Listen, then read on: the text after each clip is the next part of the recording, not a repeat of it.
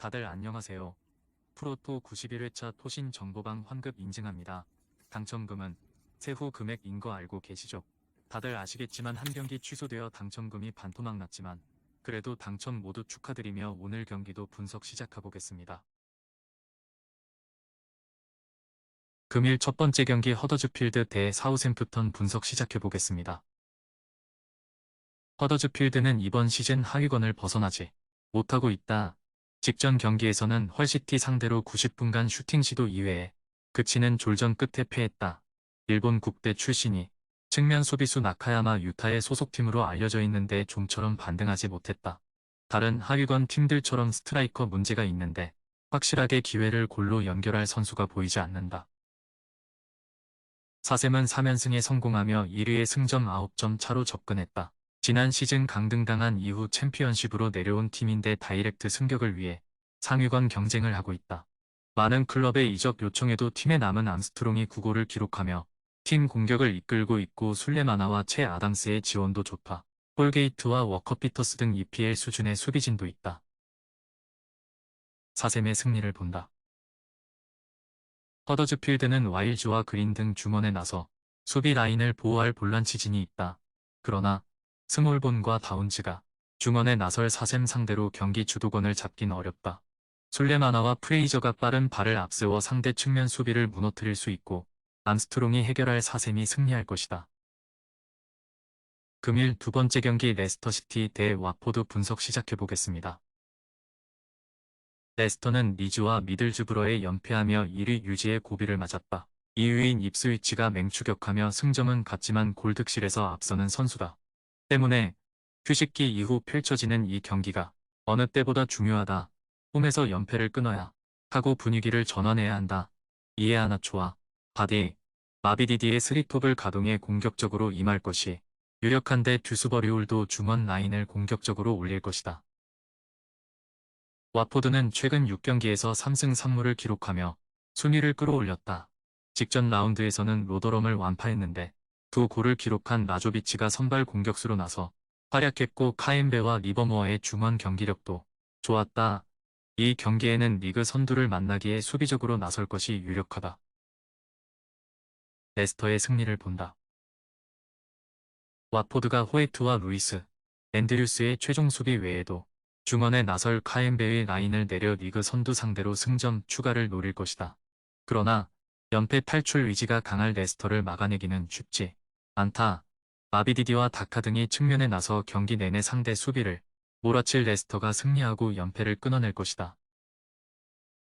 금일 세 번째 경기 벌리 대 웨스트햄 분석 시작해보겠습니다. 벌리는 이번 시즌 잔류를 노리고 있지만 기대만큼 성적이 나지 않고 있다. 최근 연패가 길게 이어지는 것은 물론이고 좀처럼 무승부에 의한 승점도 안 나오고 있다. 암도우니와 램지, 오바페미 등의 공격진은 기회를 해결하지 못하고 있고 강점이던 수비도 흔들리고 있다. 오세이와 테일러 등이 수비 라인에 나서는데 조직력 문제가 크다. 웨스트햄은 휴식기 전에 노팅엄을 잡고 연패를 끊어냈다. 잉글랜드 국대 공격수인 보잉과 체코의 사령관인 수책 등의 골이 나왔다. 빌라와 에버튼 등에 패하며 흐름이 좋지 않았는데 전력상으로는 언제든 사위권을 노릴 팀이다. 포르날스와 알바레즈 등 국대를 다녀온 선수들도 부상 없이 팀에 돌아왔기에 이번 원정에 나선다. 단, 스트라이커인 안토니오는 결장하기에 잉스가 그 자리를 메워야 한다. 웨스트햄의 승리를 본다. 벌리는 브라운힐과 베르게 등 공격 전개에 강점이 있는 중앙 미드필더진이 있다.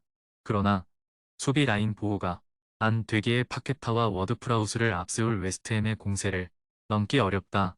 쿠두스와 잉스가 기회를 해결할 웨스트햄이 승리하고 연승에 성공할 것이다. 금일 네 번째 경기 루턴타운 대 크리스탈 팰리스 분석 시작해보겠습니다. 루턴타운은 승격팀으로 하위권에 머물러 있다. 워낙 좋은 팀이 많은 프리미어리그기에 승격 첫 회 원하는 성적을 내지 못하고 있다. 그래도 아쉬운 공격진과 달리 수비 라인은 경쟁력이 있다. 로키어와 맨기, 오쇼 등 중앙 수비수들이 터프한 몸싸움으로 상대 스트라이커의 문전 침투를 막아내고 있고 나칸바의 수비 라인 보호도 안정적이다. 팰리스는 휴식기 전 4경기에서 3패를 당했다. 뉴캐슬과 토트넘 등 챔스권 팀들에 패한 건 그렇다 쳐도 에버튼에 패한 홈 경기는 타격이 크다.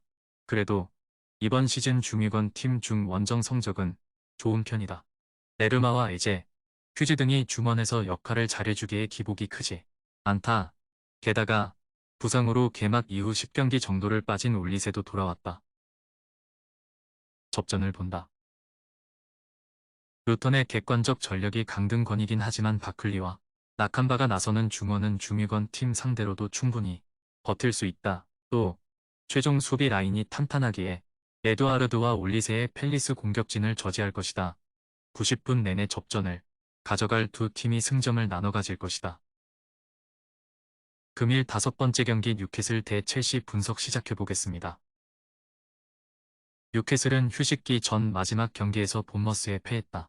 아스날의 무패 행진을 가로막으며 무패를 이어갔었는데 강등권 팀인 본머스에 일격을 당했다.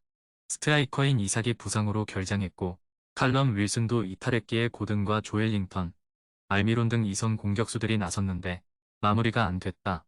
그래도 이 경기에는 직전 경기를 징계로 빠진 기마랑이스가 돌아올 수 있고 이삭도 돌아온다. 첼시는 휴식기 전 마지막 경기에서 맨시티와 접전을 펼쳤다. 전설처럼 회자되는 뉴캐슬과 아스날의 10여 년 전 경기를 떠오르게 했는데 잭슨과 팔머, 스털링 등의 골이 나오며 4대4를 기록했다. 워낙 많은 부상자들이 있기에 팀의 기대만큼 성적이 나오진 않지만 점차 경기력을 끌어올리고 있다. 모드리크와 브로야 등도 부상을 털어내고 돌아왔다. 접전을 본다. 뉴캐슬은 이번 시즌 확실한 홈 성적을 내는 팀이다. 그러나 윌슨과 반즈, 보트만의 부상 이탈이 있고 토날리의 공백이 느껴지고 있다. 홈이긴 하지만 첼시 상대로 고전할 수 있다. 단, 첼시 역시 원정에서 승점 3점은 힘들다. 카이세도와 페르난데스가 남미를 다녀왔기에 체력적으로 부침도 있을 수 있는 첼시기의 승점 1점에 만족해야 할 것이다. 금일 6번째 경기 노팅엄 대 브라이턴 분석 시작해보겠습니다. 노팅엄은 웨스트햄에 패하며 휴식기에 들어갔다.